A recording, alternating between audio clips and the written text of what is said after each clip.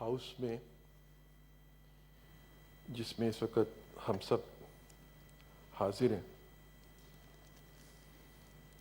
اور جس کے ہم رکن ہیں،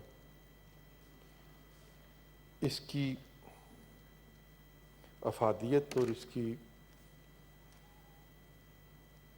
آئین میں ذمہ داری جو ہے اس کے مطابق اس کو رہنمائی کا فریضہ انجام دینا ہے اور اس کو نگرانی کا فریضہ انجام دینا ہے۔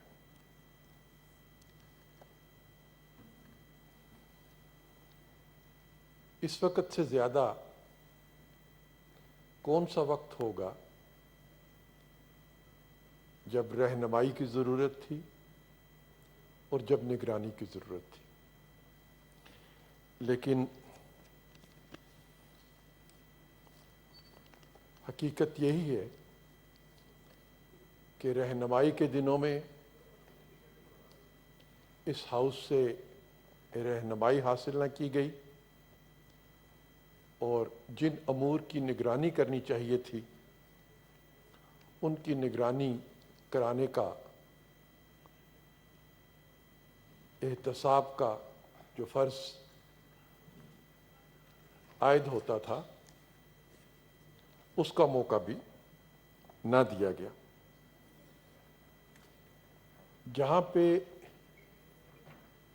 لاک ڈاؤن کرنا تھا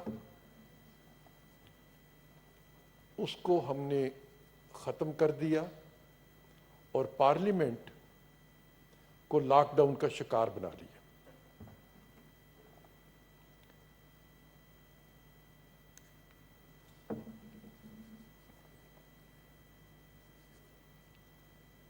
جس وبا سے متعلق یہ شکوے میں آپ سے کر رہا ہوں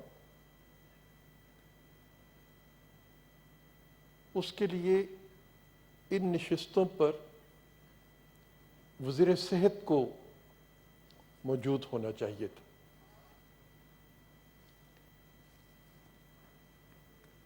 آج اگر پاکستان میں کوئی سوال پوچھنے کا مقابلہ منعقد کیا جائے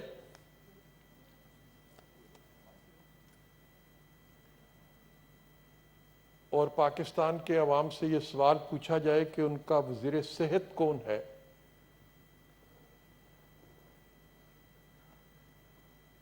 تو سب سے زیادہ منفی جواب آئیں گے کہ لوگوں کو اپنے وزیر صحت کا نام معلوم نہیں ہوگا۔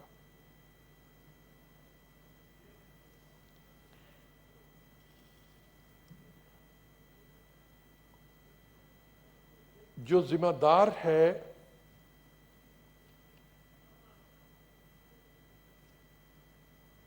پاکستان بھر کے عوام کی صحت کا اور جس نے یہ ذمہ داری خود اپنے پاس رکھی ہے، اپنے آپ کو سونپی ہے، وہ اس ذمہ داری کو ادا کرنے کے لیے تیار نہیں ہے اور اسی لیے وہ آج ان نشستوں پہ نظر نہیں آتا، کیونکہ وہ جواب دہی کے امر سے گھبراتا ہے۔ وہ ان سوالوں کا جواب نہیں دے سکتا جس کی ذمہ داری اس نے خود اپنے آپ کو سونپی ہوئی ہے۔ تو جناب والا، ایک وبا جس کا پاکستان میں ہر پاکستانی شکار ہونے کے خوف میں مبتلا ہے، اس کا ذمہ دار وزیر اگر اپنی رونمائی کرانے کو بھی تیار نہیں ہے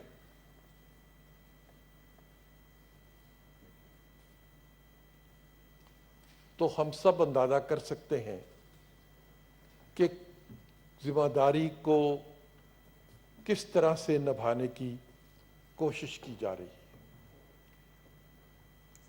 سماجی دوری کا تصور جو اس وبا کے ساتھ وابستہ کیا گیا ہے اور درست طور پر کیا گیا ہے کہ ابھی تک جب تک اس کی ویکسین میسر نہیں ہوتی احتیاط سے اور سماجی دوری سے اس وبا سے بچا جا سکتا ہے۔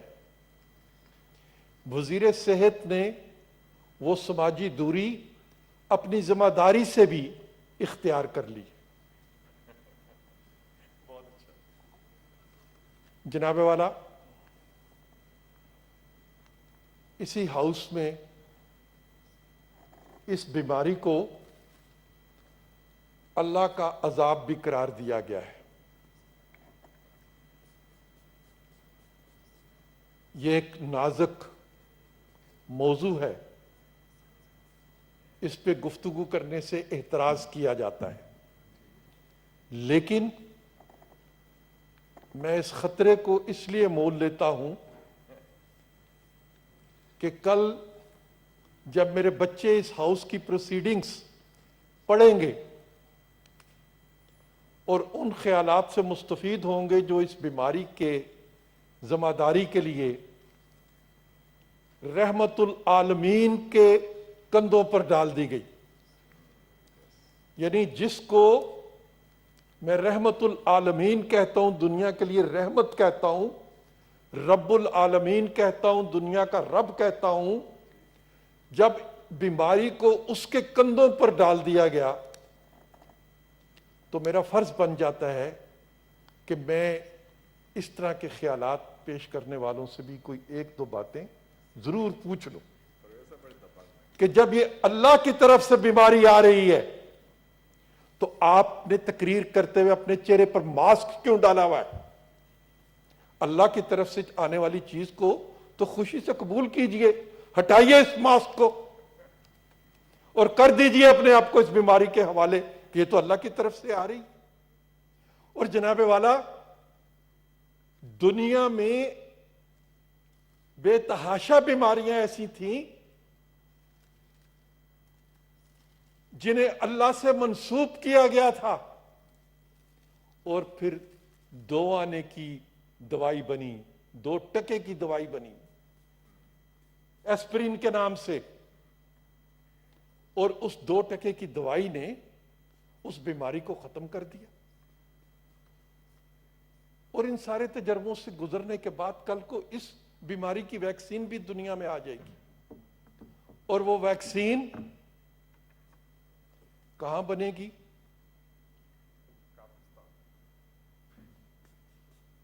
جن کو ہم بے حیائی کا اور فحاشی کا منبع سمجھتے ہیں،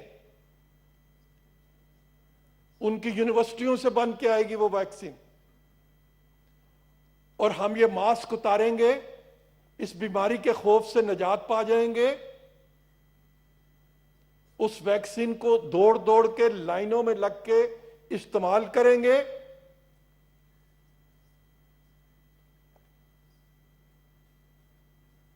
اور پھر اپنی ان باتوں کو جو آج ہم کر رہے ہیں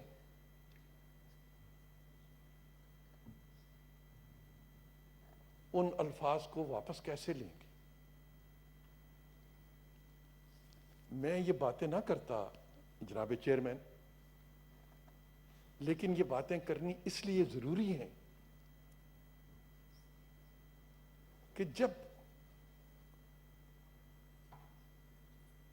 اگر ہمیں کسی سوال کا جواب میسر نہیں ہوتا تو ہم یہ تسلیم کر لیں کہ ہمیں اس کا جواب نہیں مل رہا۔ یہ ضروری نہیں ہے کہ ہمیں اگر کسی سوال کا جواب معلوم نہیں تو میں اس کی ذمہ داری خالق کائنات پہ ڈال دوں۔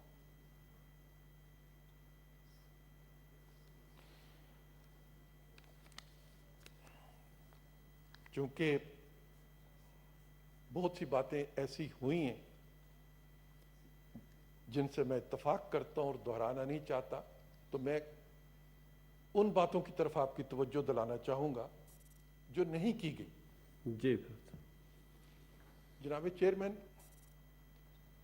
ہم سب اخبار میں پڑھتے ہیں، بہت دفعہ ایسی خبریں آپ کی نظر سے بھی گزری ہوں گی کہ مجرموں کے کچھ گروہ ایسے پکڑے جاتے ہیں جو معصوم بچوں کو اغوا کر کے کہیں سے لے آتے ہیں، پھر انہیں معذور کرتے ہیں اور پھر انہیں سڑکوں کے کنارے بٹھا کے ان سے بھیک منگوانے کا کام لیتے ہیں۔ پھر وہ گرفتار بھی ہوتے ہیں، بعض دفعہ بچ بھی جاتے ہیں، لیکن اس کہانی سے میں اور آپ سب واقف ہیں کہ مجرموں کے گروہ معذور بچوں سے بھیک منگوانے کا کام کرتے ہیں۔ کیا حکومتوں کو بھی یہ کام کرنا چاہیے؟ کیا وزرائے اعظموں کو بھی یہی کام کرنا چاہیے کہ ملک میں وبا آ جائے اور آپ اس بیماری کی آڑ میں دنیا بھر سے بھیک مانگنے کا کام شروع کر دیں؟ یا تو کسی دنیا کے ایک وزیر اعظم کا نام مجھے بتایا جائے جس نے کرونا کی وبا کے بعد بھیک مانگی ہو۔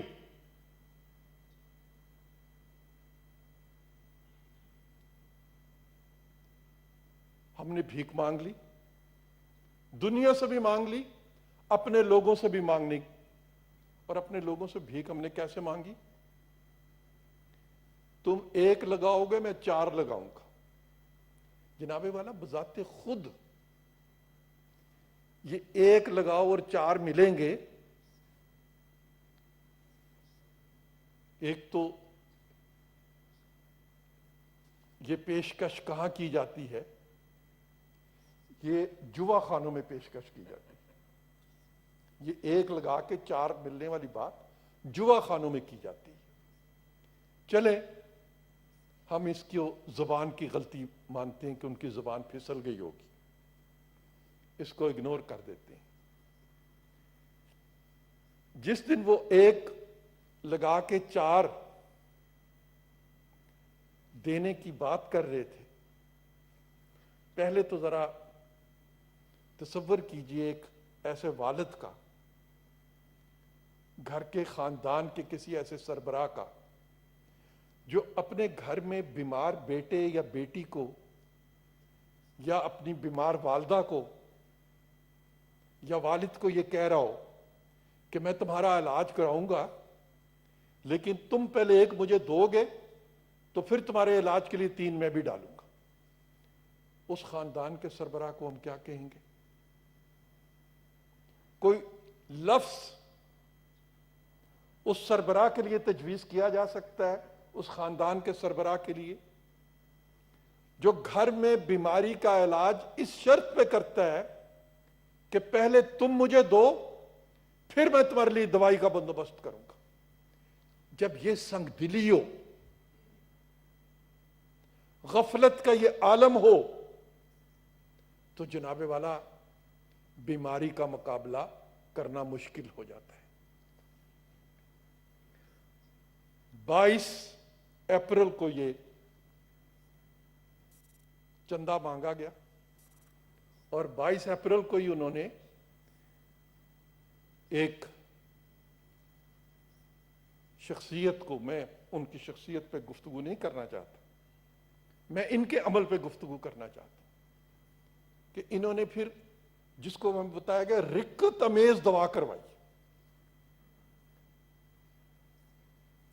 اور رکت امیز دوا کا نتیجہ نکلا جناب والا، رکت امیز دوا کا نتیجہ نکلا۔ 22 اپریل تک گراف جو تھا پاکستان میں اس بیماری کا وہ متوازی چل رہا تھا، 22 اپریل کو شوٹ کر کے اوپر چلا جاتا ہے۔ اللہ نے ان کی دعا قبول نہیں کی، اس میں میرا کوئی قصور نہیں، ان کی دعا اللہ نے قبول نہیں کی، اور اس لیے دعا قبول نہیں کی کیونکہ یہ خود ظالم ہے، بے رحم ہے۔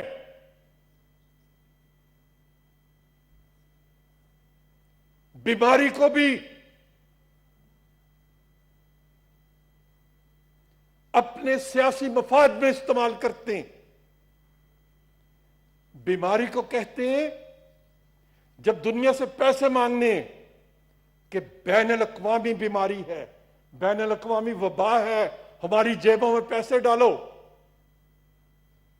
लेकिन जब पैसे खर्च करने की बारी आती है तो या कहते हैं एक तुम निकालो तीन मैं दूंगा, या कहते हैं ये सूबों का मामला है, सूबे पैसे अपने खर्च करें, सूबे ये काम करें, हमारी तो जिम्मेदारी नहीं बनती। 18वीं तरमीम के बाद ये सूबाई मामला हो चुका है। अगर ये सूबाई मामला है तो आप बैनिया से इस वबा के नाम पर पैसे कैसे मांग सकते हैं? और फिर जितने पैसे आपको दुनिया से मिले, जितने पैसे आपने दुनिया से इकट्ठे किए हैं, उन्हें सूबों में तकसीम कीजिए। अगर 18वीं तरमीम आपके रास्ते की रुकावट है तो 18वीं तरमीम आपकी जेबें भरने के रास्ते में भी रुकावट होनी चाहिए। इसको भी सूबों के हवाले कीजिए। थैंक यू सेनेटर साहब। बस सर, मैं एक आध मिनट में, मैं तो जी। सबसे कम वक्त दूंगा।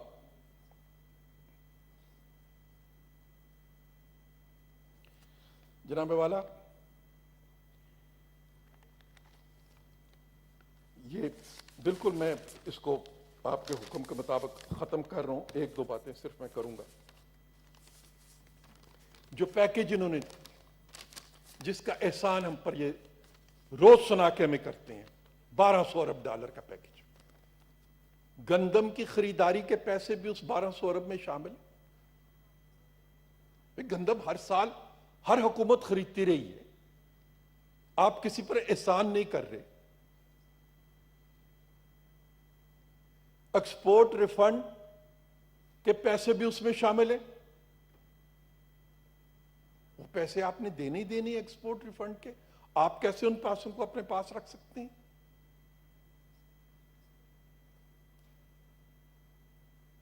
वो भी उस पैकेज में शामिल कर दिए। और बेनजीर इनकम सपोर्ट के पैसे, उसका आप कोई नाम रख दें, एहसास प्रोग्राम उसका नाम रखते हैं आप, वो भी आपने उसमें शामिल कर दिए। तो पैकेज कहां से दिया आपने, और कौन सा पैकेज दिया आपने? हां, आपने दुनिया से कुछ पैसे जरूर इकट्ठे कर लिए, अपने लोगों से जरूर कुछ चंदा आपने इकट्ठा कर लिया, और बेनजीर इनकम सपोर्ट का नाम तब्दील करके आपने एहसास पैकेज रख लिया। उसके जरिए आपने कहा कि कोई फोर्स आपने तैयार की, और खुद तस्लीम किया, अपनी तकरीर में तस्लीम करते हैं वजीर आजम कि ये कल को मेरी सियासत में मदद करेगी। अपने अरकान असेंबली से कहते हैं कि इस फोर्स के साथ तावन करो कि ये आपके इंतखाबात में आपकी मदद आएगी।